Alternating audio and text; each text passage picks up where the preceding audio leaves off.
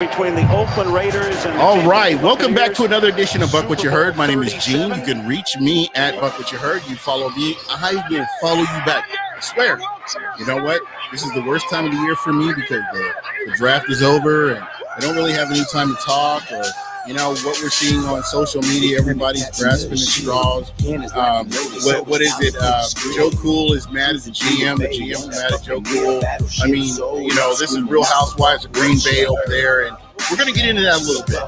But before we start, I want to welcome on my co-host, KB. How you doing? Ken Barrett, who has been making the rounds on a lot of different podcasts. I'm just going to be honest with you, Gene. I can't even hear you right now. Why? Wait a minute, hold on. No. It's because of the music's playing. Oh, is it really? Yeah. Oh, sorry. I tapped in the chat. Sorry. Oh, is it better? We're better. I'm sorry. This is the adventures of going live right here. So I am joined by my co-host, Ken Barrett, KB, who has been making the rounds. I love that shirt. Show everybody the shirt. I cannot tell you how iconic this shirt is to me. It means a lot. So how are you doing, man? Oh, I'm doing fantastic. Yeah, last week was fun and busy, but now it's back to work. That's right. We're in business. And guess what? We have a special guest on tonight, Johnny B. Hey. From The Bone. An actual guy that actually has a check mark by his name on Twitter. We have this guy on our show. I faked it somehow. I don't know how I did it, but yeah. I was going to ask for your tricks on that. Hey, the funny part about that. I woke up one day and I was like getting ready to go somewhere with the girlfriend, and she was like on her phone and she goes, "Hey, how did you get the fake blue check next to your name on Twitter?" I said, I didn't do anything on my name on Twitter. And then she goes, "Look, it's right here." And I looked and I said, "That's like the real one." And I don't know how I did it. I mean, I know some famous people, you know, and I do a dumb FM radio show. I mean, but besides that, I guess somebody thought I was cool and they gave me one, and I'm not giving it up now. Hey, join the crowd because I do a dumb podcast every week and we keep doing this thing. You know what? You're part of the family now. So anytime that you feel like, hey, you want to come on, Johnny B wants to come on, you are welcome on the show. The show is sponsored by Bucs Report. I do want to give a shout out to Smack Apparel. You know what, bro? We're wearing the shirts. We want to make sure that we show you guys love because Smack Apparel has been showing us nothing but love since we started the season last year. Am I right, KB? Robbie. Shout out to Robbie. So, Johnny, how are things going, man? I mean, I know that you are, you know, new to Bucs Report, and you're a comedian, and I've seen some of your work, and it's actually hilarious. And I love the sports aspect of it all. Yeah, I mean, well, the stuff that I have out on like YouTube, I'm embarrassed by that. That is so old. Like when I watch it, it's so cringy because, like, you know, I think the last thing I put on YouTube was like 11 years ago. I put everything on TikTok now because I'm a 14-year-old girl. But I, you know, my stuff now is 100,000 times better than the stuff that on my old YouTube stuff. But yeah, to another level. I mean, it just, you know, it takes a while to get good at it. Kind of like the Bucs, you know, it took me 14 years to make the postseason and stand up. But yeah, I mean, I'm born and raised in Tampa, you know, so I mean, I've been a Bucs fan since like legit day one. I remember the first game I ever went to was the 79 championship game against the Rams. I mean, so I've been around a while. So I cried in a parking lot. I was 7 years old. It was pathetic. My dad's like, "Stop being a pussy." And I'm like, "They lost, Daddy. Doug Williams didn't play, Daddy."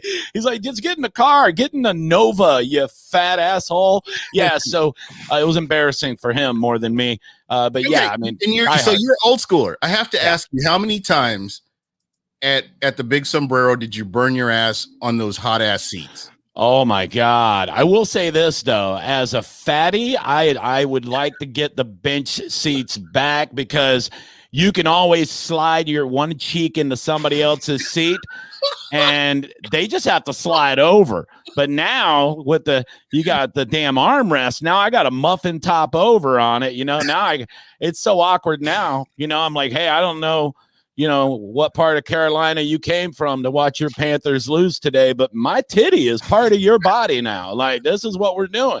So enjoy. I'm going to eat another sausage, and I'm going to get more and more in your seat before the fourth quarter. But yeah, I miss the old sombrero, man. It was a wreck.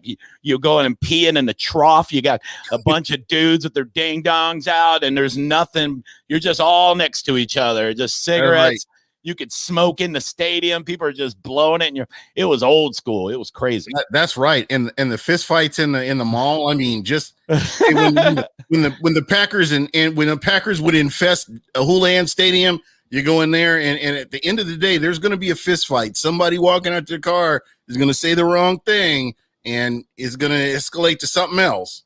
Oh yeah, my buddies and I, around college time, we'd get nice and lit up in the parking lot when the Packers were in town. And the cool thing to do, not really cool, it's a real dickhead thing now, but back then would be to walk up into a Packers tailgate and without even asking, just start eating bratwurst. Just like, "Sup, fellas?" And they're like, just pick up a bun and just start fixing your plate. And I would, yeah. I dare them to say something, like, go ahead. You know what I mean? This is my parking lot, bitch. I'm gonna eat your food. Yeah, all day. And that's how it was. And I think now let me ask you this: from top to bottom, who was the worst? For me, it was Green Bay. Green Bay was the worst. I think Minnesota was second, Chicago third, and Detroit was last. Until Barry Sanders got there, and then I just wanted to beat the shit out of anybody that was a Detroit Lions fan. But for you, well, like the old school when we were in the Central, I mean, I gotta say, Norris division the Bucs existed before 1997. I know. It's hard to believe, isn't it? Yeah, This is all a true story. We're not. Sorry, I wasn't there. I was born in '93. We're not making this up. This is a true story. Yeah, you'll never know what it's like to watch Dan the Magic Man Michkowski throw the ball to Sterling Sharp and whoop our ass. It was pretty close between Chicago and Green Bay back in those rivalry days, but it was one of those things. It was like, they both had a certain level of mystique and history to them, so you kind of liked watching them in town. You kind of liked it, but I think Chicago fans are probably a little more annoying, just a little more. I don't know, man. I just kind of go back in Green Bay. Minnesota they just had nice people. You couldn't be mad at Minnesota fans. Yeah. You want to be mad at them, but they're like, "Oh, excuse me, but your team lost," or you couldn't be mad at them.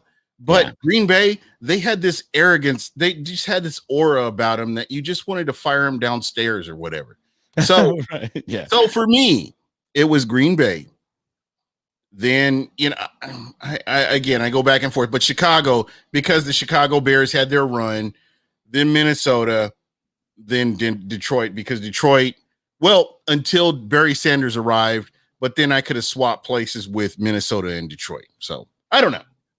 Yeah, well, the Barry Sanders thing, it was weird because he was so awesome. It was kind of like when I would watch games in the 80s when Walter Payton would come to town, and it would hurt your heart to watch him run 200 yards. It made me cry. Right, but at the same time, you're kind of happy you're watching this, this legend. You're just like, wow, look at Barry Sanders. He's running all over us again, and you just have to marvel at him. You go, okay, well, we're losing by 30, but this is pretty awesome. Look at this guy. He's amazing. Yeah. Because I can remember going to Winn-Dixie. It was me and my dad. We went to Winn-Dixie. We went in the store and we came out and we had Bucs tickets on our windshield.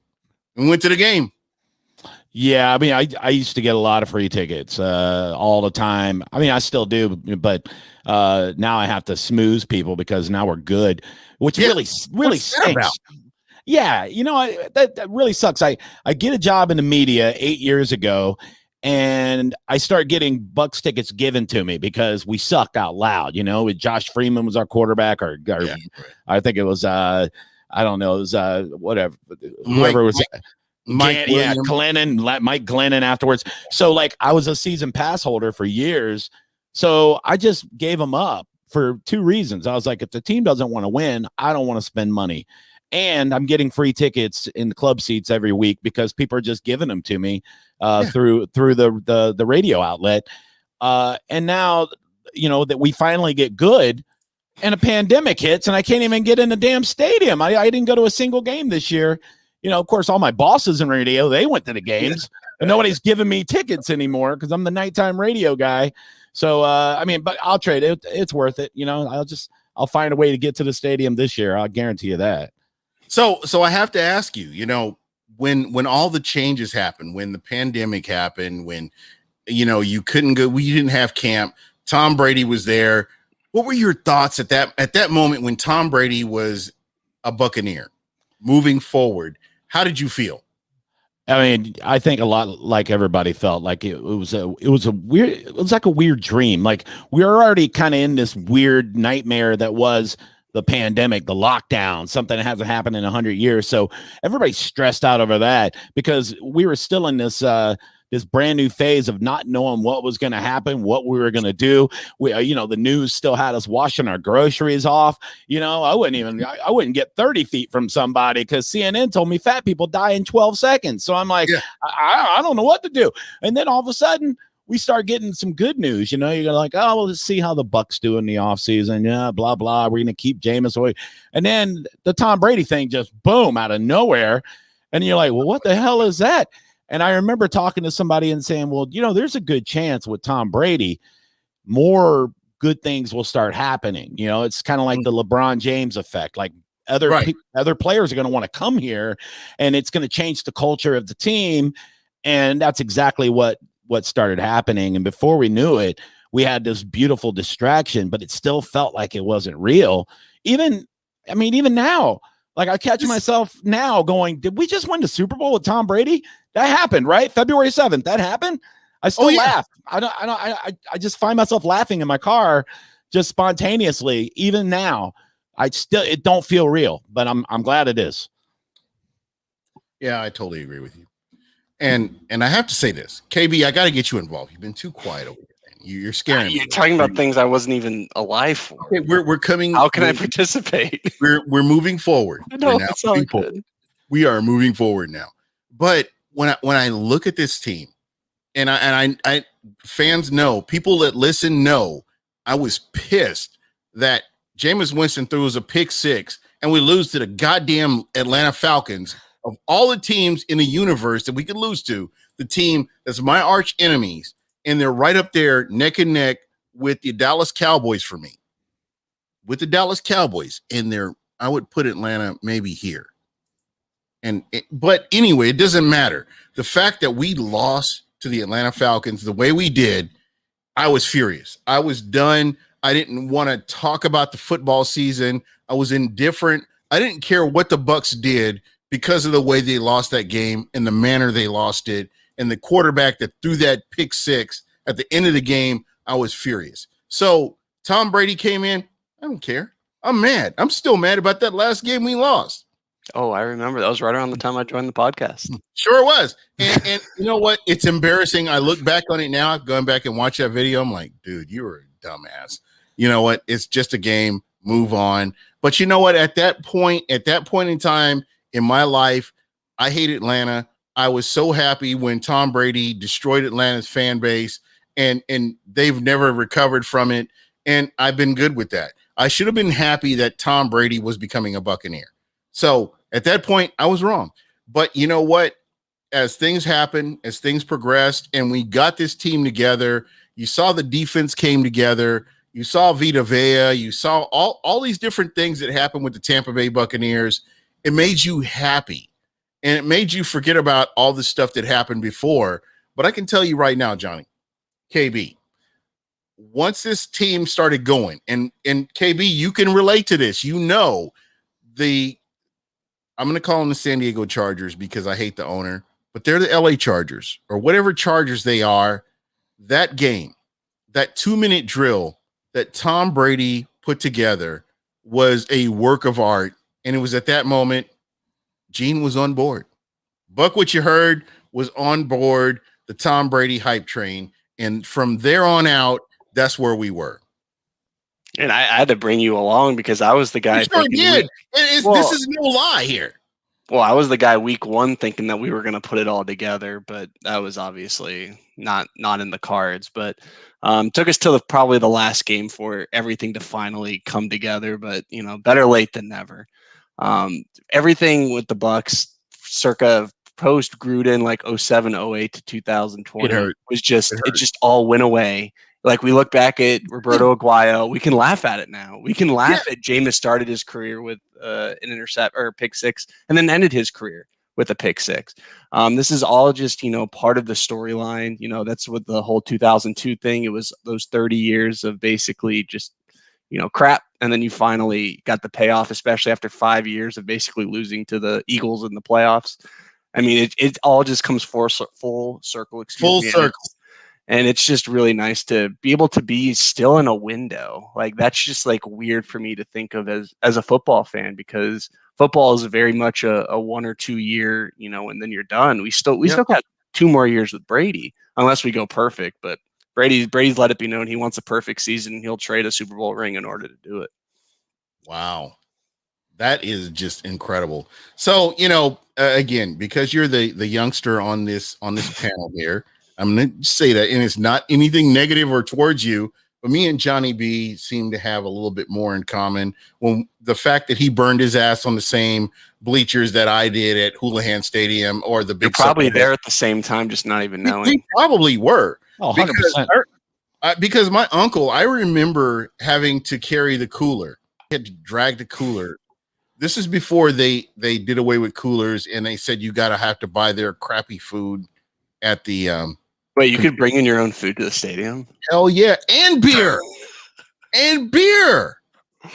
Oh, consumerism, man! Like hook it up, man. He would go over to the liquor store, and you get a bunch of 6-packs, put them in there, put them on ice, put a few sandwiches just to keep me quiet.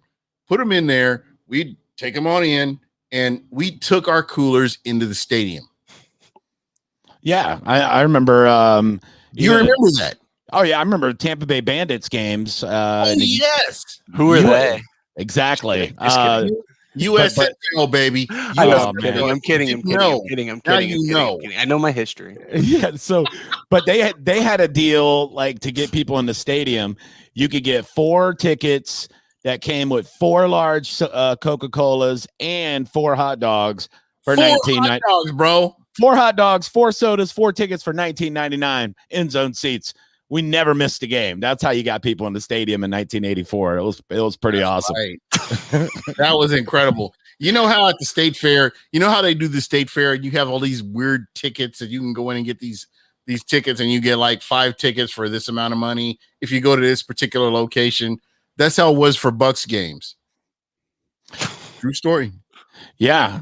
I mean, even I think the Super Bowl, the first Super Bowl we had here in 1984, I think tickets were only like $85 to go to the Super Bowl that year. True so story. It's pretty cheap back then, man. It was a good old days. Well, inflation, that's what, like 150, 160? My God. That's like right now, if you convert that from then to now, that's like $1,500.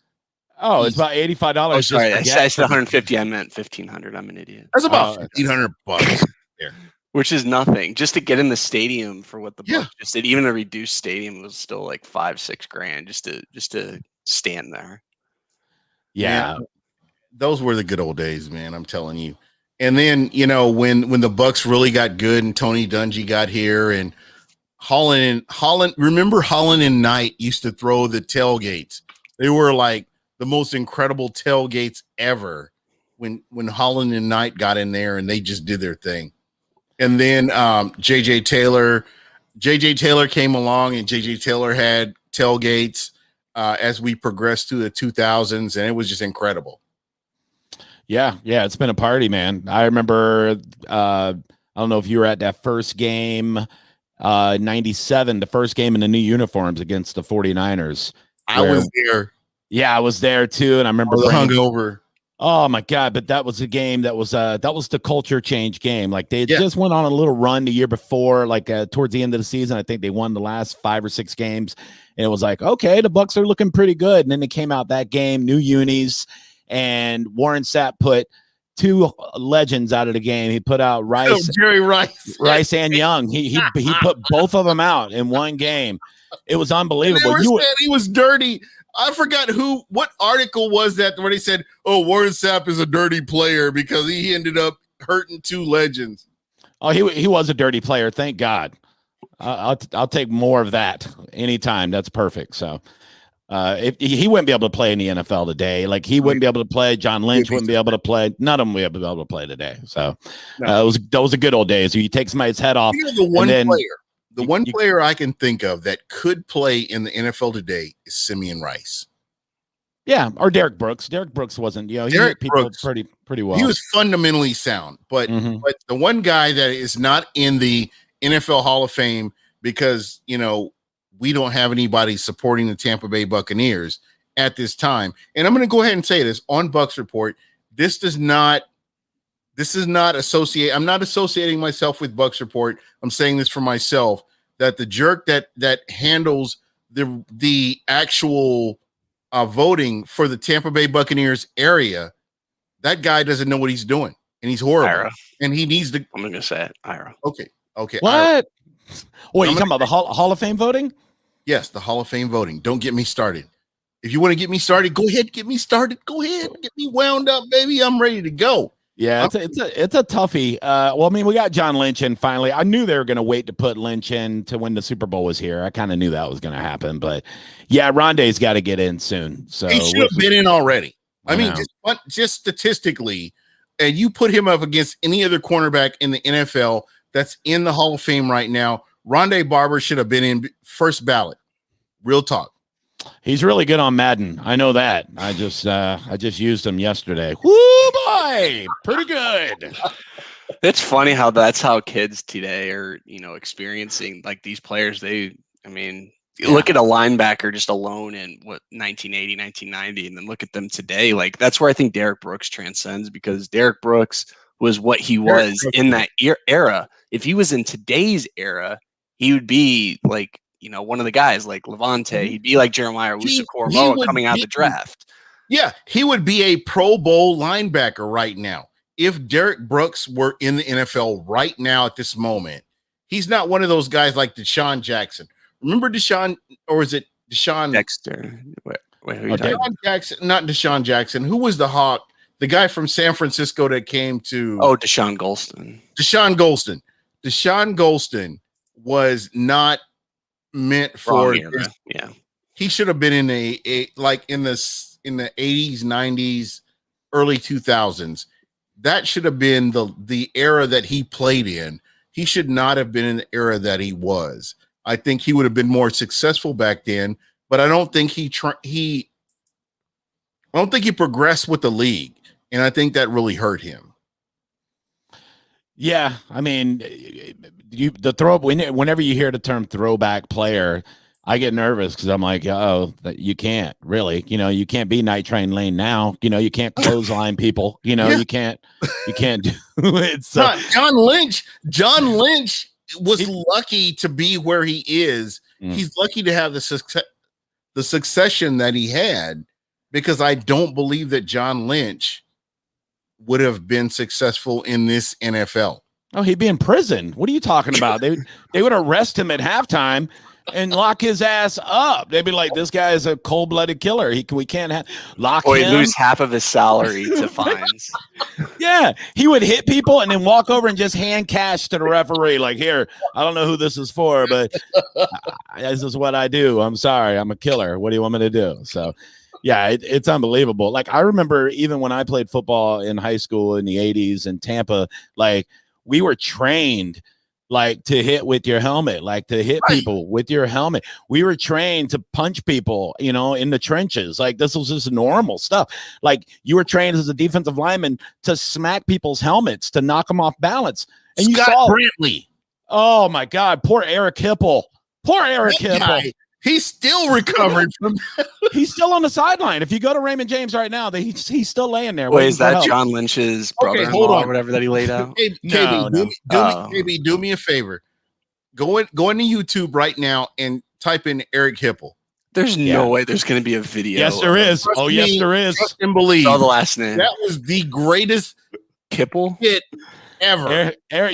you type in Eric Kipple Kipple. with You're gonna, Scott Brantley, Eric Kipple, death. He got hit so hard he was holding his ankle. And he didn't even get hit in the ankle. I was at the game. That looks like what Derek or Devin White did to Derek Carr last year. Go watch the video, please. I just watched it. That's the beauty of technology, man. I watched. If you pause it, you can see his soul leaves and goes and buys a sandwich and comes back. I was at the game, and I was probably 11 years old, 12 years old, and my dad, he was a tough ass, right? Yeah. He put his hands over my eyes like a mom at a rated R movie. Put his hands over my eyes and said, "He's dead, son. That man is dead." That's what my uncle. I was like, "Is he? Hey, Uncle Smokey, is he dead?" He's like, "I don't know, man. You gotta watch. Just keep watching. I don't know." But I'm watching this guy. He gets hit up high, but he's holding his ankle. He's dead. Jesus Christ! I have never. I can tell you right now, I've never been hit like that. I got hit and decleated before, but I've never been hit to the point where I got hit up here and I'm holding my ankle. Yeah, I mean, that became the standard. Like, I remember even having a dean at Middleton Junior High School at the time, and now it's like a magnet high school. I remember a dean telling a kid that I'm gonna hit you like Eric Hipple, and the kid straightened up. I mean, that was a normal threat in the late 80s. It was crazy. It was nuts. That kid's like, my bad. I'll go to class, I guess, man. It's horrible. So bad. Eric Hipple is right there, man. Yeah. That's how you get him in line right there. Yeah. Show him the Eric Hipple video. You got a paddle named Hipple, just carrying it around school. If I did that when I taught, oh my God, I'd be in jail for 10 years. Bro, just from the parents. Just from the parents. I would be canceled. That's all there is to it. Oh, yeah. I was a teacher, man. I know all about this stuff. That's what I'm saying. I mean, hey, for 2 years, that's what I did. And I would be canceled. If we were in this era right now. Well, that same dean that told the kid he was going to Eric Hipple him, this guy, and if anybody went to Middleton Junior High School in Tampa in the 80s, Dean Gonzalez, right? This guy had a paddle. Wait, shout out Dean Gonzalez. Shout out, you son of a Middleton bitch. High School, and shout out to Middleton Middle School there. Yeah, absolutely. Shout out to Joyce's Sandwich Shop across the street, where I would run and get a sandwich and run home before I got jumped in the middle of Ponce de Leon projects. But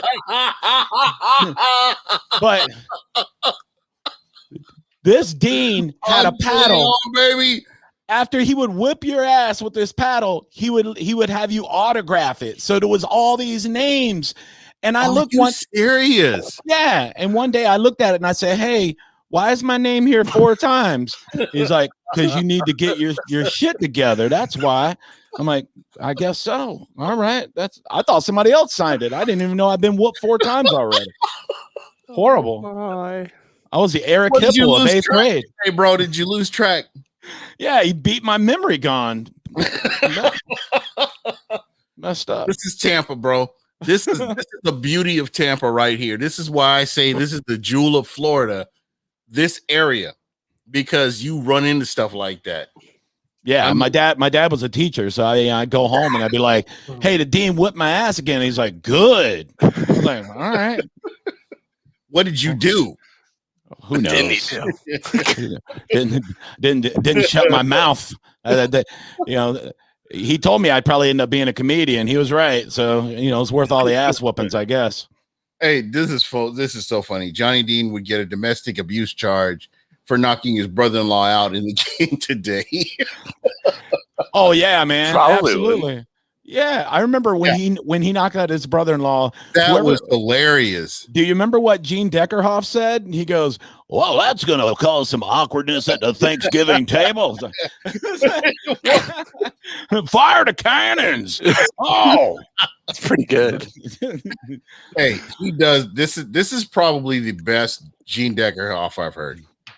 Oh, he knocked his ass right out. Fire the cannons! Touchdown, Tampa Bay! Yeah. Oh, pass the mashed potatoes. He's asleep. Yeah, it was bad. Get this man a pillow. Yeah, exactly. Now he's getting old. Poor Gene. You know what? He is somebody that needs to be in the Ring of Honor. Oh, yeah. Oh, he will whenever he retires. No, we're not talking about that. We're not Ira Kaufman here. Ira Kaufman, who's Mr. Simeon Rice, will eventually, his time will come after you've left, you asshole. Oh my God, so much hostility. Poor Sage. No, dude. Did you see his speech that he gave for Rondé Barber last year? It's on you. It's like on Twitter. I heard the audio. I didn't watch it, but I heard the audio. Okay. Imagine Johnny, me doing this podcast this entire time. Yeah, saying Bucs Report. Gene, we're hosted by Gene. But this Johnny's here. This does not reflect on Bucs Report. This is like just you're not even looking in the camera. You're just reading what's in front of you. And I'm just like, I'm in sales. Like this is what I do for a living. If I did a presentation like that, I'd be fired. On what Bucs Report says. This is Gene and my co-host, and this is how we feel about you, Ira Kaufman. But go ahead. It's not the first time we've done this, Johnny. Trust me, it's not new. There's nothing new about this, and I'm sorry. I hope you're not Don't feel like you're associating yourself with us because this is our own opinions. He's going to kick me out of his fantasy football league. That's what's going to happen. Does he? If he remembers, does he actually play fantasy? Yeah, we were in the same league together a couple years ago. I forgot what's his face. Todd Wright. Yeah, reflect badly for you, Johnny B, because I don't. It's fine. No, I get in awkward situations all the time where, especially being in radio, being in stand-up comedy, there's so many people I know that don't like somebody else I know and vice versa. So it's like, hey, what do you think about this guy? And I'm like, you don't want me to give you an opinion on that guy? And they're like, yeah, because I'll tell you what I think about that guy. And I'll be like, oh shit, that wasn't what I was going to say, but okay. It's a little bit awkward here, isn't it? Hey, that's fine. Hey, man, everybody has a right to feel any way they want to, and I understand, the frustration with the Hall of Fame voting and everything. I mean, I think a lot of people do. So, but I do also think that Ira does want those guys in, and could somebody else do a better job? Maybe, but he's the only guy we got, so we gotta. Well, I have to say this, and I hope you check us out. My man KB is going to actually do the introduction for Rondé Barber. I'm going to do one for Simeon Rice. That's okay. All right. Tell work to line up on me, and I'll have more time. Just because I really do believe that there hasn't been a lot of emphasis on these guys and what they've done, what they've meant for Tampa. Because when you look at Simeon Rice and what Simeon Rice did when he was in Arizona. Is Simeon Rice even in Madden since you play? No. Is he even in Madden? No. Simeon Rice was this is what I mean. number 2 in sacks when he left the Arizona Cardinals to come to Tampa. Number 2. And you look at what he's done since he came to Tampa and after that. And I have to tell you, I have a real problem with the fact that he wasn't a first ballot Hall of Famer. I have a problem with that. And Jason Taylor, a guy that never won a Super Bowl. I know. Never did anything to put himself or put his team in a position to be better, is a Hall of Famer. Yeah, it's weird. It is very strange how the politics work within the Hall of Fame and how some people get in like that when you go, what the hell was that? Like, sure, he was great, but he's not Simeon Rice. So yeah, it's weird. I don't know. When we talk about Ira, just know it's not only a Tampa Bay Bucs problem. It's an NFL problem, that it's legitimately a club of old white people who are these voting committees. Like, no offense to Ira, or let's throw the Atlanta. I don't even know who the Atlanta Falcons, person is. Do you think they know what the 49ers are up to, like their players, in terms of, let's say, Nick Bosa in 20 years? Do you think that voter would know? Like, do they watch these teams on a given weekly basis? Probably not. And that's the thing. I really do believe that people that have the gold jackets should have more emphasis on. Unless you're Warren Sapp. He doesn't watch football. Yeah, he doesn't watch film. He fishes a lot. And if He you were yells at people a lot. if we were talking about Snook or Red Snapper, I could talk with him and we could get to a common ground. But the fact that we're talking about defensive linemen, defensive tackles, edge rushers, I can't talk with him. We don't have a common ground. But Fish, the bar is so high with Warren. Anytime you see him like doing grades on like college players coming out, none of them are good. Like you gotta be like unbelievable for him to think you're average, so the bar is super high. But the problem with that is it's only because he's got to get a sure thing. He's got to hit on a sure thing. That's the only way that works for him. Yeah. So that's okay to be a perfectionist like that. It's just kind of funny when people like to go to him, anytime they can, because he's good fodder, whether it's a podcast or it is TV. It really is. He's entertaining. So yeah, it's same thing with Dion. I mean, Dion, he's all over NFL Network and everything else because he's entertaining, and that's what people want. Well, do you think John Lynch gets in the Hall of Fame if he's not a GM for a very successful organization? I think he deserved it. I mean, he was the quarterback of one of the best defenses in the history of the game. I mean, yeah, but do you think anyone outside of Tampa knew that though? No, I think so. I think people knew who John Lynch was. He was one of those guys that was he was known for hitting. It was him. It was Steve Atwater. It was Ronnie Lott. In that era, you had the hitters, and there was probably 6 or 7 that were known for, just knocking people's lights out. And John Lynch was one of them. So, right.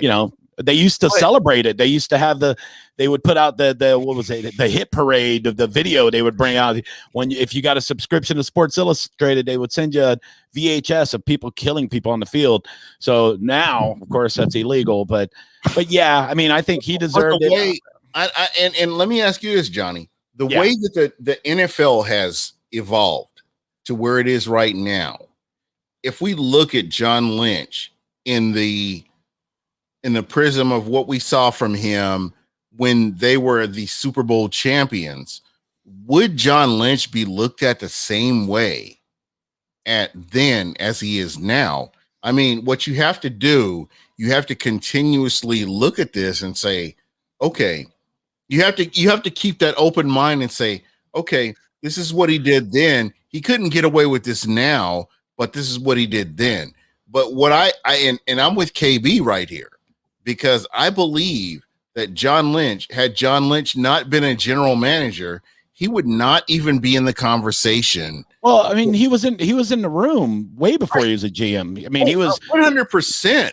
Yeah. But this put him over the edge here.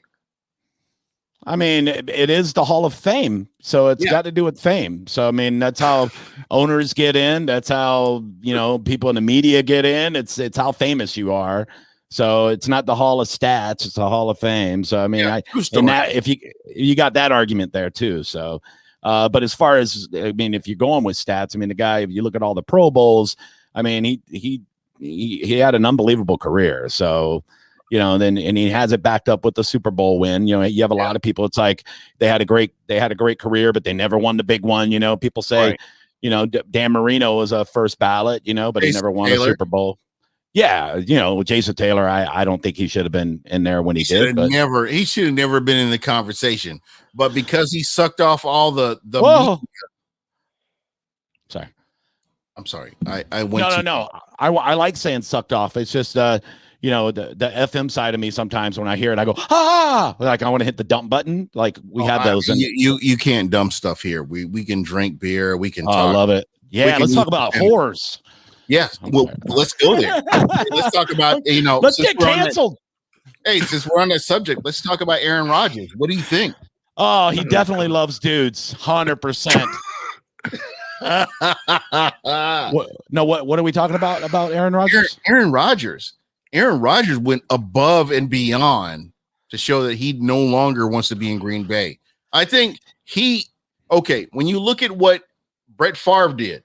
Yeah, but did it even happen though, Gene? Like every NFL reporter has said that they've heard that other people have seen it, and they have never seen it themselves, nor do they know people who've actually seen it. I literally saw someone on NFL Network, and I quote tweeted this earlier, and I was like, literally took his quotes. I don't know anyone who's seen this, but I know 100% factual that it's true. How? You're a reporter. Danica Patrick. Well, the problem is, and if you want to call it a problem, is he's not refuting it. So all those, most of that, when you hear the these undisclosed information and all that, it's usually a GM or not a GM's agents are out there throwing this stuff around. You always because they want that money. Right, but the fact that he's had a few days and he hasn't said anything like, I didn't say that. It's almost like guilty. Your silence is, so that the longer he doesn't address it, the more it looks like he's like, all right, yeah, I did say that. So hey, if he wants to go, host some Jeopardy, more power to him, because I don't think Green Bay is going to trade him. The way I see it. And we can go back. I want to go back to the NFC Championship game, and the way the coach coached that game in the fourth quarter. That was the deal breaker right there for me. Just because I think you can't kick that field goal. You can't do that. No, you can't. Exactly. And I do believe that Aaron Rodgers has a coach that he can control. I think it's a totally different situation. But the fact that you've got a coach that is new, he's trying to make his way, he's working with Aaron Rodgers, it doesn't work out the way he wants to. Aaron Rodgers looks like a skirt. Yeah, but I think he actually likes his coach. I mean, remember, it's the GM who drafted Jordan Love. It's the GM who did it. The head coach is not making those decisions. So, I mean, he's the guy who's not drafting receivers. He's the guy who, is all like have you ever heard of Green Bay ever being in a good salary cap situation? Because I sure haven't. They can never sign anyone every year. They can never better their roster but they're not the New Orleans Saints, though. The New Orleans Saints are in salary cap hell every single year. Yeah, but the Green Bay's never even tried. Like that's what I'm saying. Like they haven't tried maneuvering contracts. They haven't done void years. They haven't done any. They haven't even tried. And I think that's where Aaron does have, a voice. I mean, he shouldn't be. If he is down talking a GM out in open public, it's probably not good because that guy reports the guy who signed the checks. They need to meet up in a dark alley in Green Bay and settle their differences. That's under 6 feet of snow. I mean, the bottom line is, you're under contract, and whether you're happy or not, you're still making a gazillion dollars, and you're still on a really good team that went to the NFC Championship game 2 years in a row. You're not playing for the Jets. I mean, it's not that bad. The Bucs, you weren't going to beat the Bucs, even if you went for the touchdown. No. And they should have went for the touchdown. Obviously, 100%. I mean, but you go down in a blaze of glory, which is what would have happened. The Bucs defense was chasing him around the way they did Mahomes all day long. They weren't going to win that game, but you don't just kick the ball there. And I don't know. Something tells me if he was going to step up and be vocal, that was the time he should have done it. 100%. He did. He came out in the media and made I forgot what show he was. No, he was during the game. Oh, I see what you're saying. During the game, he should have said to the coach, "Hey." Emotion, He should have said when that play call came in, if he was going to make a stand against the organization, he should have said, "Look, I don't mean to be a bitch right now, but if you take this ball out of my hands in the biggest moment right now, I mean, that was like pulling Snell out of the World Series. I mean, that was crazy. Like, what are you doing? Tipped your hand that basically you weren't going to win once you did that. Right. So, I mean, that was the point where if Rodgers was going to be vocal, I say you're right then. And if you're not coming back to the team, you go out on the sideline. You go, hey, I want to win this damn game. You give me the damn ball. If we kick a field goal, suck it. Get another quarterback for next season is what he should have done right there. Exactly. And in wrestling terms, you cut a promo and get yourself back out on the field. I'd have said, hey, these motherfuckers don't represent me. I need to get back out on their field and show you guys what I can do. I want to shout out Will the Brewer. Will the Brewer, this is a margarita, goddammit. Right here, this is a margarita in a beer mug. So I just want you to know that. I'm not drinking any beer. I'm not going against NFL Jesus, who got the Tampa Bay Buccaneers the Super Bowl trophy. Just FYI on that. Yeah, what he said. Exactly. But yeah, no, I don't like this whole, I mean, don't get me wrong. I'm all for the quarterbacks being like NBA players now that they have the ultimate power that they can use it. I don't like this using the social media aspect, hiding behind like what a middle schooler would do in today's society. Man. It's the way of the world right now, though. I understand what you're saying, but this is the direction that everything is going. Well, if you're in that, I mean, it's also a locker room thing. Is that the guy that you want to, be in a locker room with? Because who do you think he's talking to people around him about you? You don't know. I don't want Aaron Rodgers as my quarterback just based on all the stuff that I've seen. Period. He can come here after Brady retires. I don't care. Be a baby, win a title, and then go off on your own little sunset. I like the game. I like the playbook for that too. And I've joked around and said that the Bucs should become the retirement home for legends. So like the timing of it's perfect. My dream scenario is Brady retires after we win the next Super Bowl, and then Arians retires, and Brady becomes the head coach of the Tampa Bay Buccaneers, and he brings Rodgers in, and he goes, "Come on, win a couple more Super Bowls." And I don't think Giselle will let Brady coach. I don't think she'll do it. Yeah. And then Rodgers comes in, and he wins the Super Bowl, and he goes, "You know what? Now I'm ready to be Alex Trebek." And then he goes, "Hey, Russell Wilson, you're not happy? What are you, 38? Get your ass down to Tampa." And then Rodgers, he becomes assistant GM. And then he's like, "This is great." And then Coach Brady's like, "This is pretty awesome." And then Russell Wilson comes in and he's like, "Hey, DJ Metcalf, you want to come down here and play? Because Mike Evans is ready to retire." And he goes, "Yeah, bring your ass on down here, boy." And then discount double check. Oh my God. And they just keep on bringing them in. Like, are you 40? Get your old ass down here. Let's win a Super Bowl. Let's keep it going. Well, Mahomes, even after that, 10 years down the road, who knows? He might want out of his deal. 2035, get your Muppet sounding ass down here. I just thought of an idea. We can start doing our 2036 mock draft. We can start it. We can start it with Mahomes at the quarterback position. We can do 40-year-old Mahomes. "I'm just really happy that they want me to come down to Tampa. This is going to be a great time." You want to know something disturbing? If we did a 2036 mock draft, we'd be drafting people currently in like fourth grade. Maybe. We haven't gotten that far yet. We're at 2025 right now, okay? No, or you're behind. We're on 2027. We did 2026 like 3 weeks ago, man. Okay, we do drafts way ahead. We're checking out many middle schoolers right now. That's a weird thing to say out loud. No, it's true story. It's a true story because we want to get ahead of the curve. Oh, it's fine, man. No, it's fine. I used to coach youth football, and it was those parents post their film everywhere, man. I'd be in Walmart checking out 12-year-old kids going, "That kid looks fast." You know what I mean? His mom's like, "You need to stop looking at my son." I'm like, "Whatever." You know what I mean? Does he want to come play football? And they're like, "Okay, now I feel better about it. You're looking way too hard." Yeah, I don't know. I don't look ahead like you guys. I'm morbidly obese, so I take everything 1 year at a time. You're talking 2027. The way I eat cheese, I'm gonna have a grabber way before then. So I'm gonna try to plan this thing out. I'm looking at college players only. You guys are crazy. We're legitimately kidding, by the way. I know. It's just our joke because everyone's already now talking about 2022's mock drafts, and I'm just like, really? You know what? Yeah. Really? You've got to get ahead of this curve here, man. That's just what we do.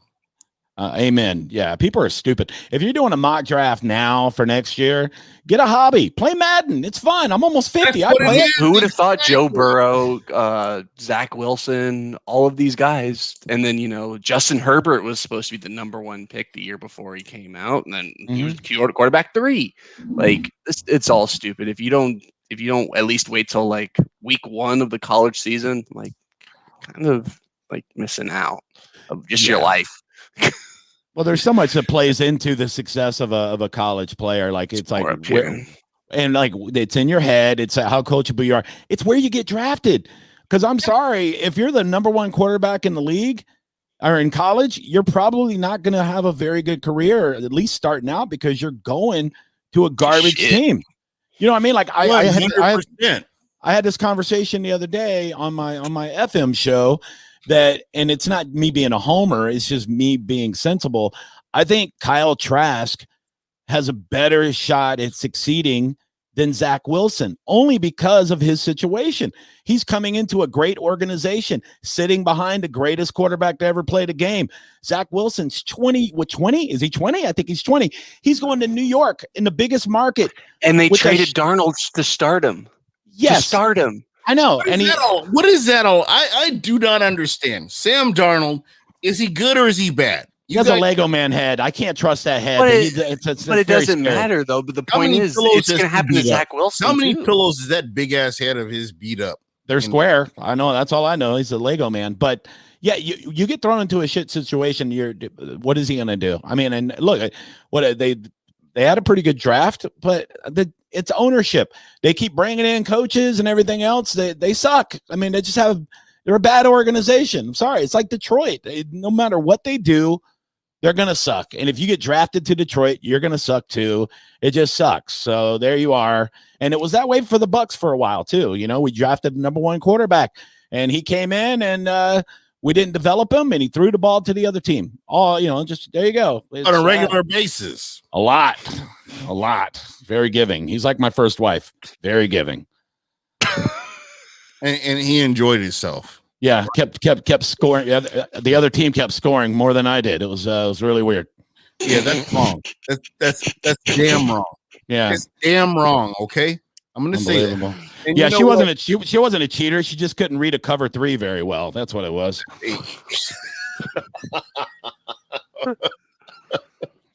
So it's really interesting on Facebook, and I hate Facebook. I'm here to tell you. But I've got a lot of friends that are Saints fans that are, you know how they show the previous years, like previous 5 years, they're showing all the Jameis Winston crab leg jokes that were funny back then, but now they have to answer for that shit right now. No, they don't. Everyone thinks Jameis is going to be QB1, going to come in.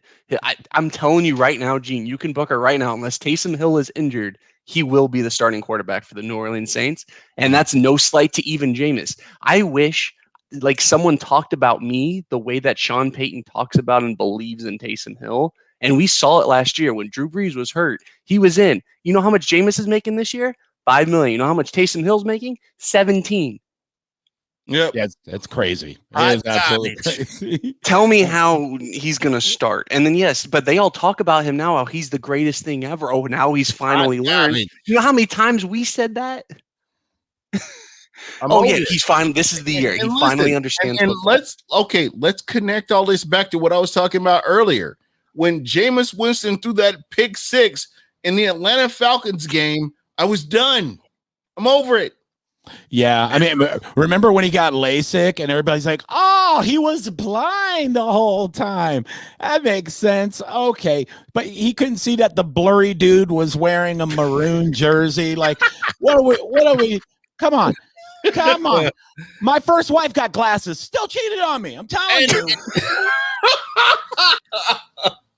And that's quite a first wife you have. Cam Jordan, Karen Jordan, whatever you. Well, that's the thing. The Saints are in a better situation than what even the Bucs were 2 years ago. No, I'm saying in 2019, the Bucs roster, and look at the 2021 Saints roster, it's not even a comparison to me at this point. So is Jameis even walking into a better situation as we were talking about with these young quarterbacks? He's not. Even if he was the starter. Not even close. No, Jameis is he's like an Applebee's cook, right? Like he can make a burger, but he's not winning a Michelin star anytime soon. So he basically went from Applebee's to Chili's, and he has a job, right? He's working. He's happy. He's got a job. He's still flipping burgers. Everything's fine, but that's about it. That's where he's at. He's at Chili's. Enjoy. He really is. Chili's baby back ribs. He's sitting out some baby back ribs. He's good. Mm-hmm. Yeah, good for him, man. I'm glad he's got a job. He's a nice guy. Yeah, exactly. And that's what it comes down to. Yeah, I don't wish anything bad on Jameis. I mean, it was a little annoying when he was eating the W's behind Drew Brees after they beat the tar out of us this season. That was a little annoying. And then the trick play in the playoffs. But we got. How did they not see that coming though? As soon as Jameis was on the field, I'm like, he's throwing a touchdown against us. It was unbelievable. Somehow. Like, can we at least late hit him there? You know what I mean? Can we at least put him out to, just give him? Well, that was actually all Antoine Winfield. He's the one who read that play wrong. He was the deep safety. It took him a while to get it together, but he made it up. He made up for that. It's on your shirt. It's on your shirts, guys. There you go. The greatest moment in the Super Bowl, maybe in any Super Bowl. That was the greatest moment and worth every penny of that fine. It was. I'm telling you, I've never been happier in a football game in my life than when he and the person he did it to couldn't have been a better person. Well, there's story behind it too. I know, and I've hated Tariq Hill. You know what? You're trying to change the rules because of this. Yeah, but Tariq Hill was a scumbag before he even got drafted. I know, and that's the whole point. Oh, he got kicked out of college for almost killing his girlfriend while she was pregnant. He beat his kid and put him in the hospital, broke his arm. He's a piece of shit. And then to have that happen to him by one of the best young rookies. I mean, this guy's a model citizen. His dad's a legend. And for him to go, hey, bro, hey, get his attention. Have him on one knee, look over at you like, yes, young man. Oh, deuces, motherfucker. It couldn't have been better. I'm telling you, I have one nipple still hard from that. And that was 3 months ago. I'm so happy. I'm actually feeling myself from all this. Johnny B, this is the opportunity right here. We're talking about the beat down in the Bay shirt. And I want to give you the opportunity to win this shirt because you know what we do here. KB, tell my friend here what we do here at BucWhatYaHeard. 10 questions. If you get them correct, you win a shirt. Oh, that's pretty cool. I like it. 10 questions, baby. 10 of the easiest questions you'll ever have to answer in your life. There's no wrong. 2 + 2 equals. Listen to me here. Listen. There is no wrong answer here, okay? Except for the right answer. Keep that in mind. All right. Keep that in mind. All right, I'm good. So what we're going to do, and I don't know if I can get this fucking clock to work. I can't get this clock to work, but trust me, I'm going to make sure that you win this game. Okay. Trust me, because I want you to. Gene, I got a stopwatch. Oh, you got a stopwatch? Okay, KB's got a stopwatch, and this is what we're going to do. Do you need any kind of a and hold on. There'll be none of that right there. Okay, good. All right, cool. So set it for 1 minute. All right. I'm ready. Set it for 1 minute. Johnny B has set it for 1 minute. My guy is ready. I'm going to ask the first question, and then we're going to start. Okay, my friend? Yep, I'm ready. All right. Levante David or Mike Evans in the Ring of Honor. First, who you got? Levante David first. All right. Levante David or Chris Godwin, who is the most important free agent in this year's offseason? Oh, God. I think Levante David again. Winning the Super Bowl is better than going to the playoffs. Buy or sell? What? Super Bowl's better than anything. Everything sucks. Cowboys win the NFC East. Who you got? Cowboys are not winning the NFC East. Byron Leftwich is a head coach before Todd Bowles. Buy or sell? Buy. The Tampa Bay Buccaneers defense will be number 1 overall in the league 2021. Buy or sell? For the next 2 years. Buy. The Tampa Bay Buccaneers versus the Rams will be the most exciting game of the season. Buy or sell? Sell. Antoine Winfield Jr. Peace out. Infamous or iconic? Both. Tampa Bay Buccaneers will have a running back going over 1,000 yards this year. Buy or sell? Sell. They're going to spread the ball around way too much. Jason Light, Rich McKay, who you got? Jason Light. Okay, he's done with the questions. What's the time? Oh, it was done like 10 seconds. It's all on you, Gene. It's your fault. You read them too slow. I read as fast as I could. Hey, you know what, I'm just Johnny B, we are going to hook you up with a shirt, my friend. Awesome. I need you in when you get a chance on Facebook. Go ahead and message me on DM and let me know your mailing information and send me a picture of you rocking this down in the Bay shirt. Oh, I'm gonna rock it so hard. Oh God, I'm not even gonna wear an undershirt so you can see every roll underneath it. It's gonna be great. I rock mine in a thong, so just so you know, it's gonna smell like truffle mac and cheese when I'm done wearing it. Hell yes, this guy right here is a permanent resident on Buck What You Heard. Truffles. Think about that, KB. No, I don't want to smell those mushrooms. I'm good. Oh my God. This is my guy right here. So good. I feel so good right now. I just ordered truffle oil on Amazon. It's on the way to the house because I ran out. I mean, you got to have it. I mean, come on. Truffle oil in a thong right there, man. All right. Yeah. Yeah. I mean, y'all just need to go on the loose cannons and just rub that shit all over each other. Because they're lame ass Beck's baby oil, truffle oil here on Buck What You Heard. We do that. I am not picking on Sammer. That guy will make a t-shirt of me in a thong with truffle oil all over. No, the last time I was on that podcast, everyone was basically, I don't know if you heard, but Stink's going to get a tattoo on his ass. It doesn't matter because this shirt right here. I almost got brought into it, and I had to make sure I talked myself out of that one. That's what you got to do, bro. Yeah, you don't want that. You don't want that in your life. But I'm going to tell you right now, our views right here, the views of the three of us, do not represent what Bucs Report stands for. My guy, the dude, and unfortunately, we didn't get the dude on here tonight. We could have had the dude on here. But anyway, I'm going to tell you right now, Johnny B, since you've been on, you are very much welcome anytime, Wednesday or Friday, hopefully Wednesday, more than anything, to come on and hang out with us. What, does he not like Bay or something? No. No, I'm just saying we have such a good dynamic right now. Sorry, Christina. I keep associating her with Bay, not even Christina. It's just her name to me at this point. Tampa Bay. There you go, right there, though, man. I mean, it's all Tampa. Well, she's BAE. That's right. Oh yeah. Yeah, dude. I'll be excited to pop on, and I don't know if you guys knew, but my show is going to be launching soon on BucsReport.com also. And I'm hoping that we're all on here to hang out with you, man. I may be drunk or loaded or whatever you want to call it. Man, I may be. Oh man.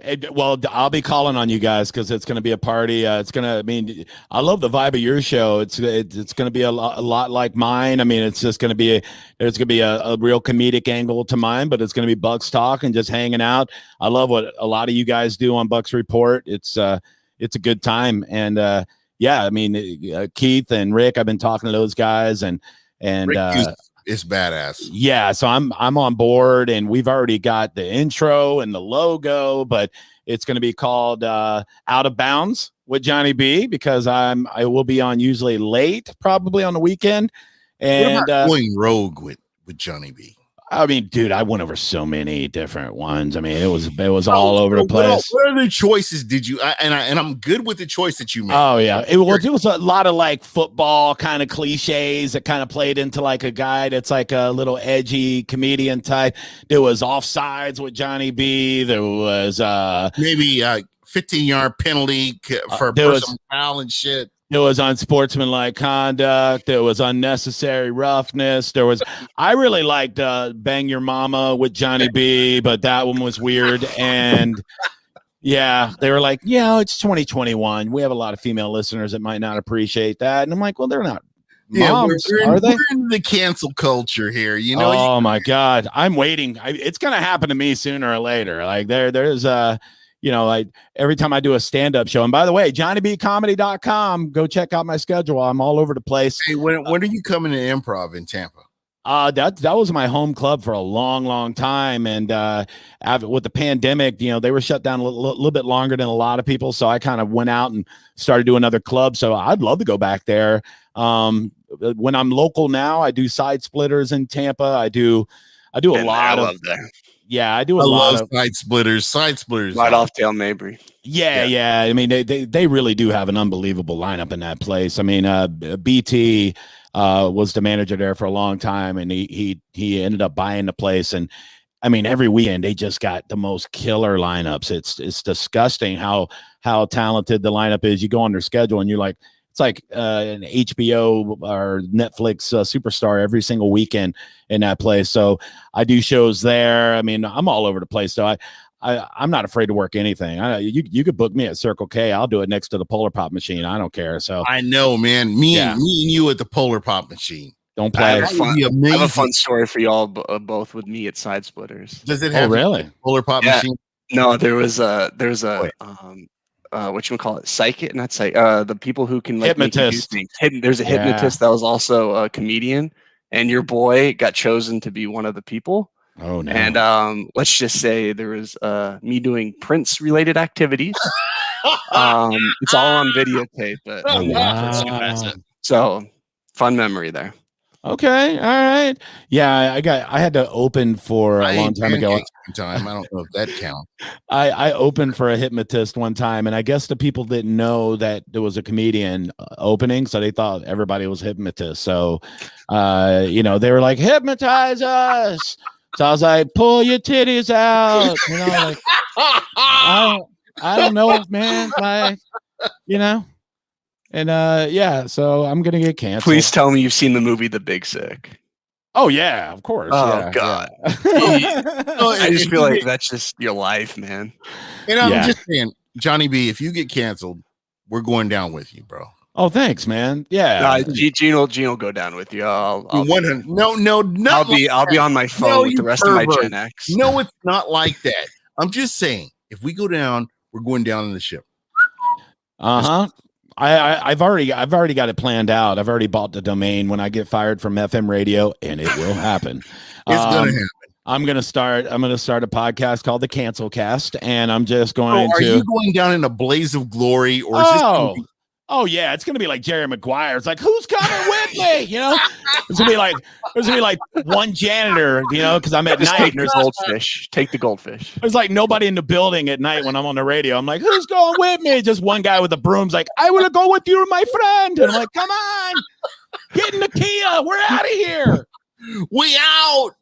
Yeah. Don't mess up my Smack Apparel shirt while I'm on my way out. Son of a bitch. Yeah, it's gonna work out. It's gonna happen, bro. Yeah, dude. So, you are now a friend of the show. You are welcome on here at any time. I would love to get you on next week. We don't have a lot to talk about, but it's really awesome. Yeah, we can get your opinion. A longtime Bucs fan, a guy that got his ass burnt at Houlihan Stadium, the big sombrero.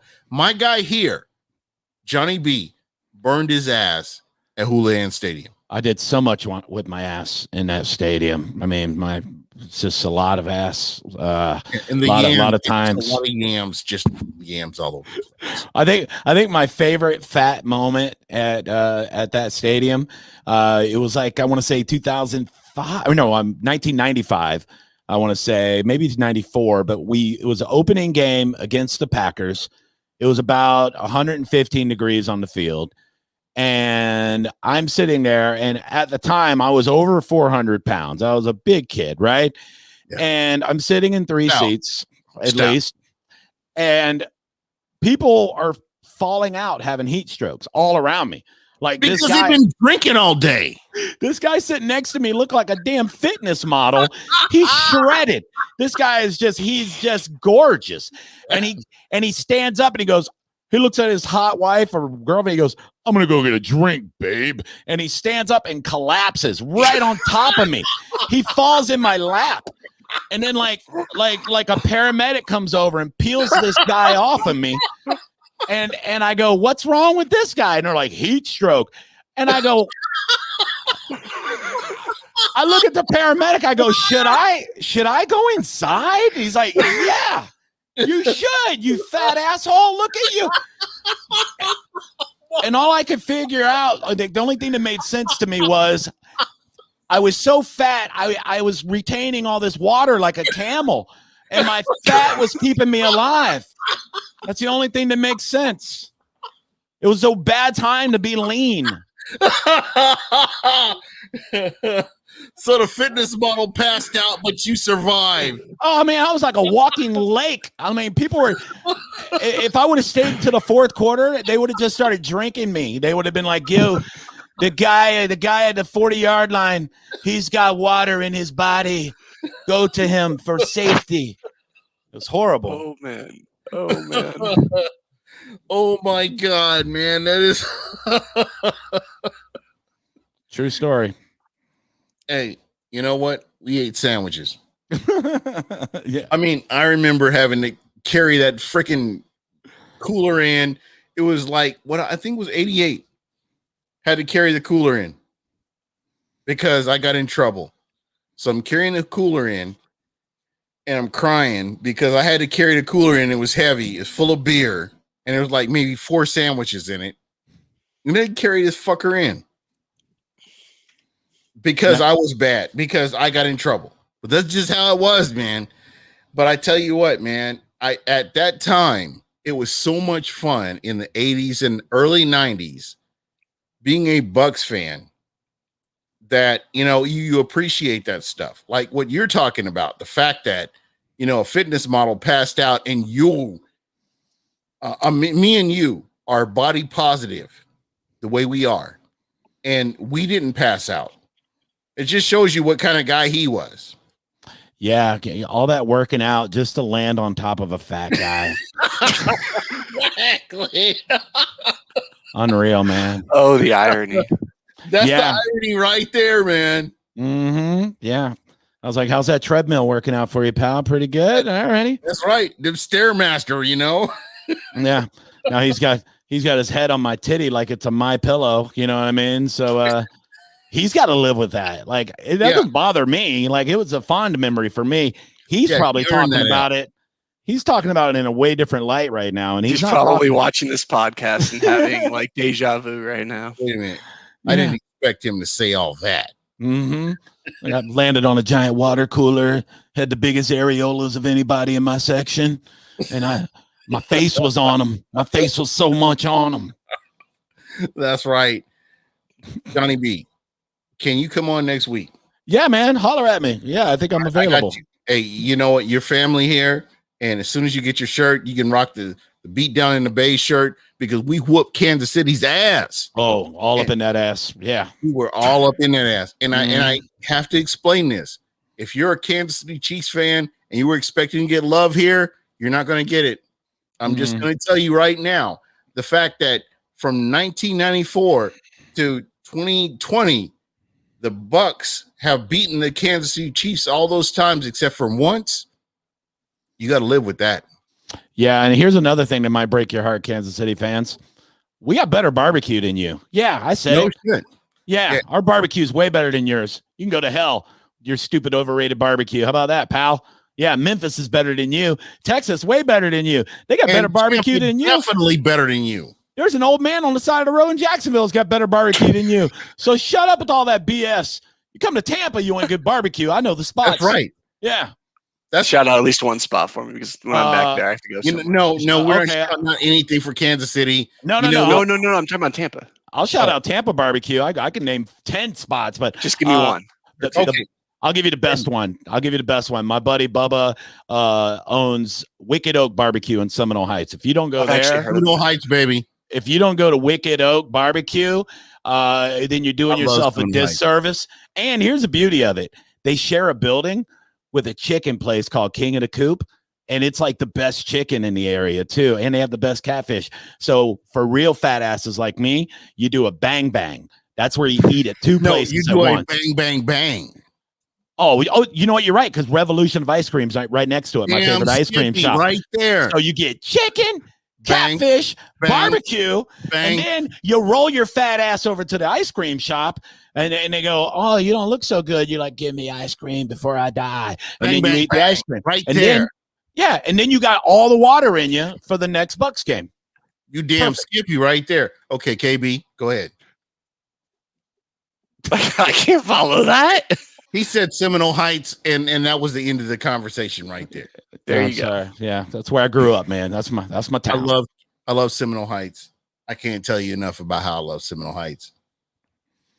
Still good. Yeah, he's get a bad rap because the cereal. And I just want to tell y'all, I'm going to be celebrating the Tampa Bay Buccaneers beating the shit out of the Kansas City Chiefs until we kick off in September.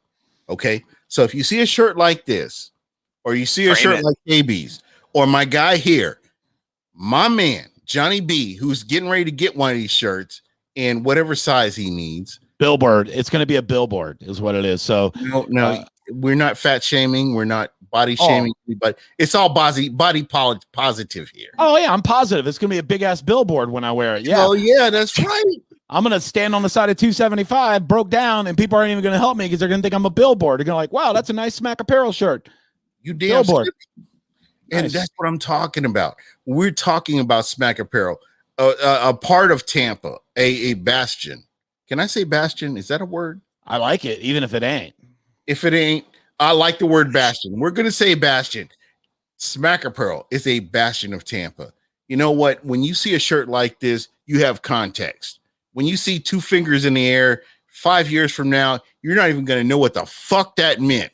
But when you see a beat down in the base shirt, 31-9, you know what the hell happened on that occasion. Right. Please, Gene, you have to tell me, or I have to tell you what Urban Dictionary defines bastion as. A beautiful angel sent here to inspire and nurture, caring and sensitive, very helpful, smart, and a love for art and music, loyal, and a true friend. Wow. That is exactly what the Tampa Bay Buccaneers did to the Kansas City Chiefs. And they made it a bastion. Can I say that? I like it. Yeah. See, I didn't go to Urban Dictionary. I don't know why Google took me to Honky Dictionary, which is weird. What is can I say Honky Dictionary? Yeah. Oh, 100%. But I mean, what does Honky Dictionary say about bastion? It says a projecting part of a fortification built at an angle to the line of a wall so as to allow defensive fire in several directions. And it also mentions not to salt your food. This is a racist website. This is racist. I don't like this at all. It's embarrassing. Any person that doesn't like salt is not okay with me. Exactly. I don't like you. Kiss my ass. You know, I got 8 guys. You know, I love to cook, and you know what, Johnny B, I saw your barbecue thing, and I took offense to that, but it's okay. So I got one of these salt things. It's an automatic. You hold the button down. It's battery operated, and you can put salt on your food. You fancy? I know. What happened to the Salt Bay? The salt. Hey, you know, the Salt Bay, you know what? I'm actually going to film a video on Instagram. If you're not following me on Instagram, don't worry about that. I'm still waiting to watch you play some basketball from Root the Truth. Oh, I got to waiting for that video. Okay, so there is a video. So I went down to a friend of mine's house who's got his sons are like amazing basketball players. So I drug out the basketball court and I shot a picture of me shooting baskets beyond what the video shows. I'll post that for you just so you can see it. And my friend Ruth the Truth, who actually does a show at Martin Gramatica. I don't know if you know who that is. Small. Never heard of him. So Martin Gramatica was a kicker for the Tampa Bay Buccaneers. Not to be mistaken with Roberto Aguayo. He was 10, 20, 30, 50 times better. But that's, you know, Martin Gramatica. Hey, I don't want to brag, but he's kind of a buddy of mine. Not a big deal. Me and Martin go back. So then you know who Ruth the Truth is. Yeah, a little bit. Yeah. She's amazing. Mm-hmm. Yeah. You know, and I hope that she can really generate the women's revolution, because I do believe that women have a place in sports, no matter what it is, male or female, and I want to see that more. They've been killing it for a while now. Yeah, like I think, you know, more than before, people are starting to recognize it. But I think people that really like sports they've known that the women have been killing it for decades. I mean, there's 100%. Yeah. Matter of fact, I just looked up Root the Truth in Honky Dictionary, and they're saying really good things about her here. So that's good. Yeah. Honky Dictionary, Ruth. I just wasn't sure where that was going to go. I mean, you can't mess it up. You guys can't mess it up. I'm not messing anything up. Tonight is not the night, guys. I'm not. I plan on getting canceled on a Friday, not on a Wednesday. That's what'll happen. Well, I want to know, if me and my man KB can come on your show when you launch it on Bucs Report. Would love it. I would love to come on and hang out with you. I'm sure I'll be drunk at that time. Oh, you better be. Gene's never been drunk before in his life. Right. I did finish my Cinco de Mayo margarita here. Nice. So I'm feeling goody right now, as they say over in the people that don't really understand English, but they say they understand English and they say goody. It's one of those things. I don't know where that is, but I'll go there. Yeah, exactly. So I'm ready. I'm ready to come on your show. I know that you're going to be a success, and I plan on when I come to Tampa, and I will be there very soon. I want to go to a Johnny B comedy show. Oh, absolutely. You get front row seats, guest of honor. Yeah, definitely. Do I have to do a lap dance for anybody? No. As a matter of fact, I was talking to Keith about this too. Does Keith have to do a lap dance for anybody? More than that, but that's just the start. But I want to do a comedy show just for Bucs fans. I don't know how or where. Bro, I want to. Your material is amazing. But yeah, I want to bring out just a ton of Bucs fans and do it like, right around training camp maybe, and just get a bunch of us out. And it's just an excuse to have drinks together and party. I mean, the show will be part of it. We're talking about Bucs fans. Who is your arch enemy when it comes to the NFC South? I mean, it's been the Saints for a while, but but I don't like any of them really. But Atlanta's, it's right there, it's neck to neck. But I used to go to New Orleans for all of our away games, and man, I've almost had to scrap so many times with Saints fans. They're super annoying. Yeah, they're annoying. Like I've been to Charlotte, and people were pretty cool. Even in Atlanta, I mean, they were kind of dicky, but it wasn't nearly as bad as New Orleans. So. Well, you know why Atlanta is so chill right now is because Tom Brady took their heart and stomped on that shit. When they were up 28-3 or 20, whatever the score was, 28-3. Yeah. And Atlanta was up, and everybody was celebrating. They were having a good ass fucking time. And then you know what happened? Tom Brady happened. Okay. Also the worst coaching in the history of the NFL. There was like 7-year-olds going, why aren't they just running the ball? What are they doing? Well, remember, Kyle Shanahan's the most innovative play caller in NFL history. People forget that he was play calling that game. Yeah, he obviously never played Madden, because I would have milked that goddamn clock. But people on Madden get ball. I mean, what do you have, 3-minute quarters in Madden? And you see people like in the chat like, oh, you're just gonna run out the clock? Yeah, bitch. Yeah, that's what I'm gonna do. Jack off. Yeah. I'm trying to beat you, 16-year-old. I'm trying to make you break your controller tonight. That's what I'm trying to do. I want you to throw that shit up against the wall. No. Yeah, do you remember the Xbox Live, like old school, original Xbox and Xbox like 360, like the live? That's like the things that people said and did. Every kid out there literally just YouTube Xbox Live chat and just enjoy. Chaos, man. There was no rules. Nothing compared to today. I remember like when the first the Modern Warfare, the first like Call of Duty where you played in teams together, and I had a team, and we changed our screen names to like creepy uncle names. So so if we got in a room full of like kids, like my screen name was Uncle Slippy Fist, and then my best buddy's screen name was Uncle Bloody Bear, and then we had another one was Uncle Don't Tell. It got to the point where they started picking us off and kicking us out, and they made us change our screen names. Like Microsoft's like, you can't be Uncle Slippy Fist anymore. I'm like, well, it's all context, But I have a PlayStation, so I'm waiting for Damn It Gene to be removed from the list. I think it's gonna. I don't know, man. I keep saying I'm gonna be too old to play video games, but it'll never happen, bro. It'll never happen. Now they're bringing back NCAA football, and I'm so excited. Like I'm ready. Yo, did you see that the original NCAA games from like 10 years ago are worth like hundreds, if not thousands of dollars? They were way better than Madden, man. They were so good. Because they were. But people want to play them so badly that they're willing to play them. Yeah. I'm ready to play it on my PSP again while I'm pooping. That's what I want to do. Right, man. You're on the Remember throne. when those were so Because cool? you're on the throne, baby. Make it happen. My legs are asleep. I'm in overtime. I got to get off this toilet. Horrible. You got to stand up to get some blood in them thighs, right? Yeah. This is horrible, man. I'm crippled now. Well, dude, I can't believe we've been on here for a whole hour and a half. Jesus. Oh, Christ. wow. Look at that, man. That's like a bad movie. Hey, Johnny B, can you come on next week? Yeah, man. Just holler at me. I'll be here. I'm glad you had a good time. I really am. You're about to get a shirt.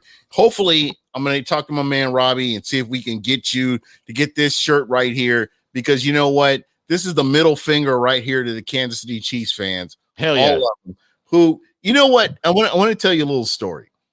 We had somebody on from the Kansas City Chiefs, and we were trying to explain to him about Vita Vea. KB, am I lying? He had no idea who Vita Vea was. He was like, he laughed. He laughed and joked. He laughed when we said his name, dude. I said, he Vita Vea. laughed. I said, Vita Vea is somebody you have to really pay attention to, because you didn't see him in week 12. And I said, Ali Marpet is another player that you didn't see in week 12. Jamel Dean is another player that you did not see in week 12. He's like, oh, okay, I understand. I know what you're talking about. Mahomes. You know, offensive line? Mahomes. I know. That was his answer for everything we said. So we're like, okay, well, I tried to explain this to you. I tried to get this across to you. And he wasn't trying to hear it. KB, am I lying? Yeah, some people are just dumb. Like, I don't understand. Like, you got to be real. You got to be realistic. I mean, I was talking about Wicked Oak Barbecue in Seminole Heights earlier. When my buddy, who's the pit master, is from Kansas City. That's where he came up in barbecue. Super nice guy.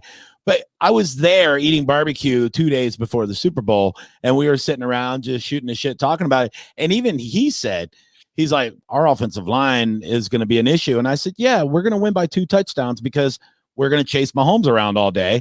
And that doesn't mean I'm like a brilliant, like, football prognosticator. It's common sense. I mean, it's exactly. That's what I'm saying. Yeah. And for people, like, I can't believe they were still favored in Vegas before the game, before kickoff, with almost zero offensive line against an unbelievable pass rush. I mean, it's just a recipe for disaster for them. And you're right. Every one of these, even these pundits were like, well, Mahomes will will them to a win.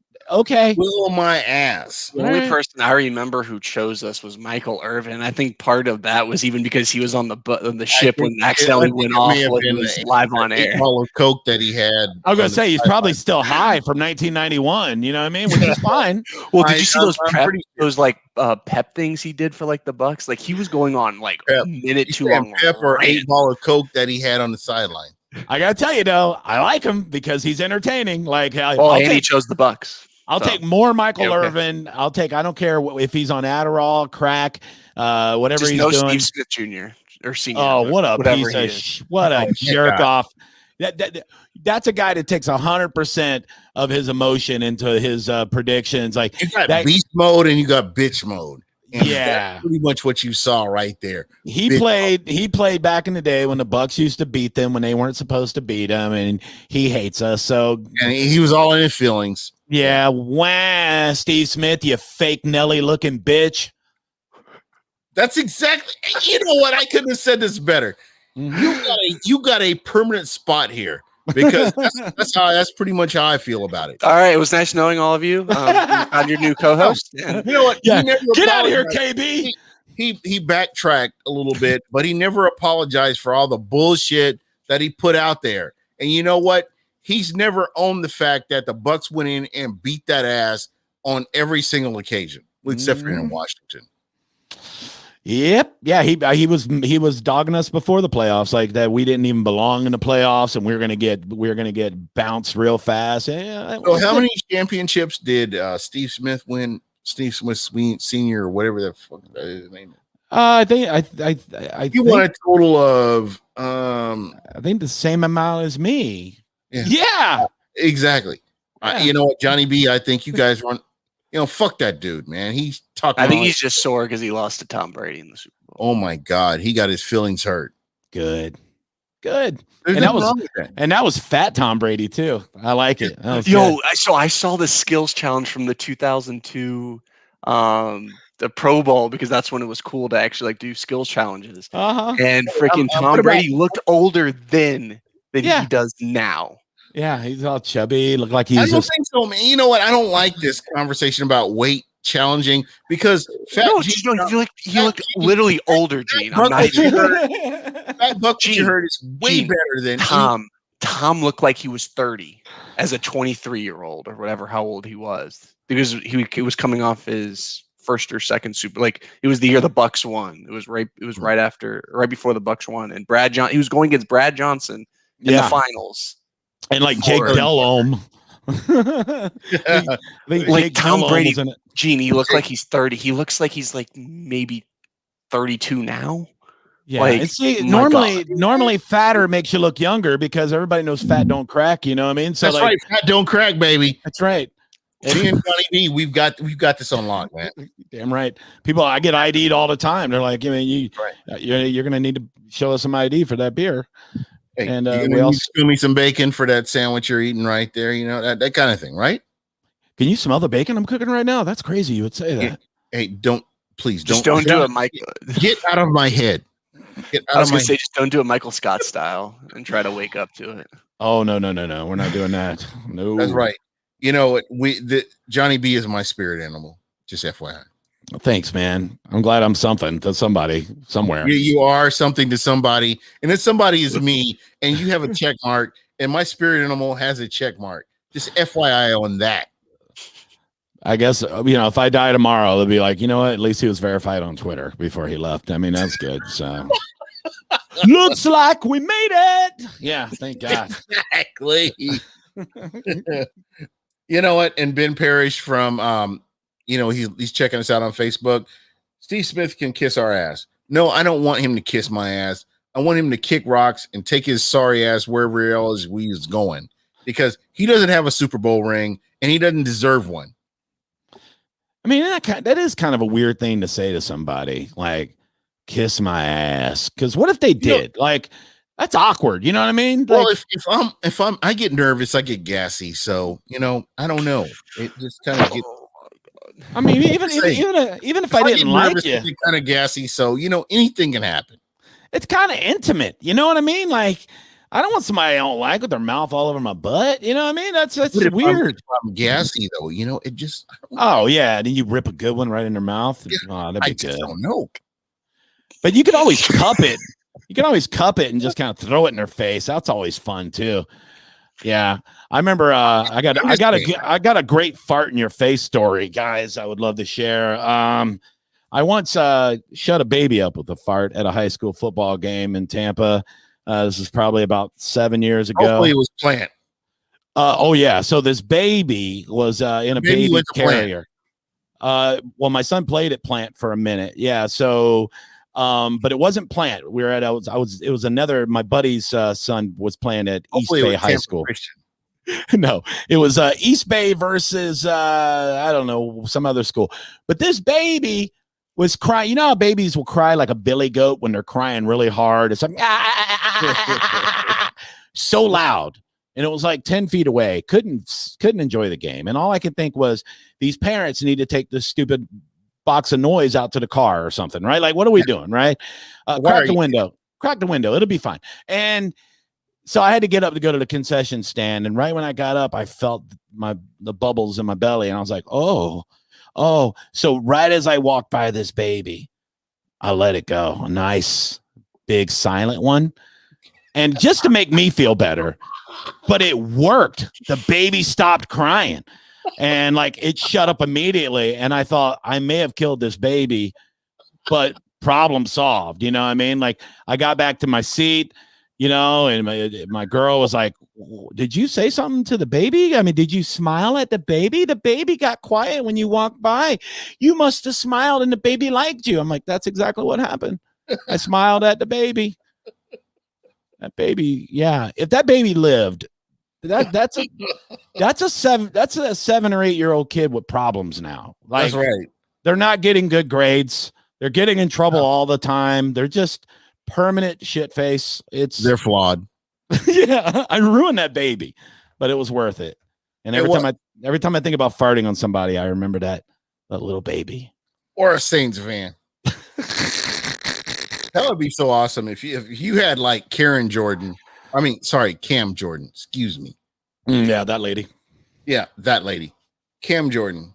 That would be even better. That would if you had told his story and Cam Jordan was, or Karen or whatever, was the protagonist in this story, it would be even better. You know what's great is how many people watching us right now are like, are they going to talk about the draft at all? Or are undrafted free agents, and we're just shitting on people and talking about bacon? Yeah, if we could talk about Karen Jordan, I'd be just Ben Parrott. Oh Ben man, this Parrott, show's the best. Are you looking at the chat here? Ben Parrott. Talking about Karen Jordan. I know. Bird fingers all day long. I think of Karen Jordan too. He can kiss my ass too. But that's just what it is. All the Saints can suck it, obviously. So and it's so crazy how they rose to prosperity. The fact that they were okay with winning NFC South championships for all these years, and then the Tampa Bay Buccaneers come along and win a Super Bowl, their first opportunity to get into the playoffs. That tells me that they wasted all these opportunities. The Saints, mind you, who have all these superior teams, they have the superior GM, they have superior quarterback, and all this other bullshit that they allegedly have. They haven't done shit. They squandered every single opportunity they've had to be better. KB, am I right? The lie detector test determined that was, in fact, the truth. Exactly. Maury Povich. This is my Maury Povich right here. I like it. Well, guys, listen. We've been on for an hour and a half. I know. Here. I gotta pee. I know, me too, man. I really gotta go. Fuck, so Johnny B, what we do here, we give our final thoughts. And I'm gonna start with you, Johnny B. All right. And I want to, it could be political, it could be sports, it could be anything. It could just be something funny. Give me your final thoughts, and we're gonna roll out of here. We're gonna go to KB and then we'll go to me. Okay. My final thoughts. Okay. We were talking cancel culture earlier. I would like to please beg corporate media to shut the fuck up about Snow White. Okay, like, what are you doing? All right. They're pushing this. Everybody's upset. No, they're not. You're getting them upset because you're talking about it on your stupid news. Okay. Everybody's upset because they reopened the Snow White ride at Disneyland in California. And then they just noticed that he kisses her while she's asleep. And she did not give him permission to do that. Hey, jerk off. Have you not been paying attention to Snow White for the last 100 years? That's the whole concept. She's under a spell, and this handsome jerk off has to kiss her to wake her up. So she can't give consent because she's under a spell by an evil witch. Did you not watch the fucking cartoon? Cancel the witch. So stop pushing a narrative that doesn't exist. Nobody walked into Disney World. Okay, somebody did. 2 fat soccer moms walked into Disney World and went, yeah, no. She didn't give consent, where somebody in the room should have spoke up and said, hey, shut up, bitch. Like, what are we doing? It's a cartoon. She didn't get raped. She got put it under a spell by another lady, by the way. That's a lady on lady crime. Yeah. And nobody's talking about that. No, where's these fat soccer moms talking about this old evil bitch that put her under a spell so she has to make out with, by the way, a very good looking prince. But still, it wasn't like I had to kiss her and wake her up. That's horseshit. Now get out there and protest, because that is wrong. I am a creepy middle-aged fat guy. This is a cartoon. Stop it. You're gonna cancel so many people. Eventually, somebody's gonna cancel you, and I'll be there laughing when it happens. That's my final thought. KB, how the hell am I supposed to follow that up? Impressive. We got 4 QBs now. Don't read too much into it. Tom Brady's QB1. Trask is going to be forever QB3 for the rest of this year. Blaine Gabbert and Griffin are going to fight for 2, and whoever loses, probably Griffin, will be the practice squad QB. Don't read too much into it. And in general, just be nice to each other. I mean, be respectful. That's all you really need to do. Don't be crazy. All right. So the floor is mine. Trask 101. Come on. I'm the one who I'm like the first person who posted the I'm just saying. Trask 101. You are the guy now. I need it's Sammer. It's Sammer. You think it is? No, I think it's one of the loose cannons or someone affiliated. I really believe that Trask 101 is going to have to write a book, and he's going to have to replace Jameis 101. And I want to be there for it. I want to be there for it. I'm just saying. You know, a lot of people are upset with Trask being the new quarterback, the new flavor of quarterback that the Bucs have. And if the Bucs continue to win, I don't care who the quarterback is at the end of the day. So for me, I'm excited. I'm enjoying the ride. I'm drinking my margarita, and I'm having a good time. My friend here, Johnny B, my friend KB, Johnny B. I mean, this is just a match made in heaven right here. And I was so excited to have these guys both on here. And if you're a Bucs fan, I have to tell you, enjoy the ride. That's all I can say. I can't tell you what to do or how to root for this team. There's no wrong way. But at the end of the day, the Buccaneers are in playoff contention right now. And if we can stay healthy, you're looking at a team that will continue to provide entertainment for for the fan base. So I'm good with that. I'm drunk. It doesn't matter. But at the end of the day, we've had a great time. Well said. Yeah, exactly. Oh, and Cam Jordan, fuck you. You Karen motherfucker. And that's pretty much what I've got here. I like it. Excellent show. Good job, guys. And you know what? You're going to have your beat down in the Bay shirt, my friend, and we're going to all have a good time. And that's just what it is. It's inclusion. Word. We're all about inclusion. But anyway, guys, we are out of here. And I just want to go ahead and say thank you so much for checking this out. Love the chat. You guys are awesome. And we're going to have a great time. And hopefully I can get my man here, Johnny B, on next week, because we had such a great time. But that's pretty much it for us, guys. We are out of here.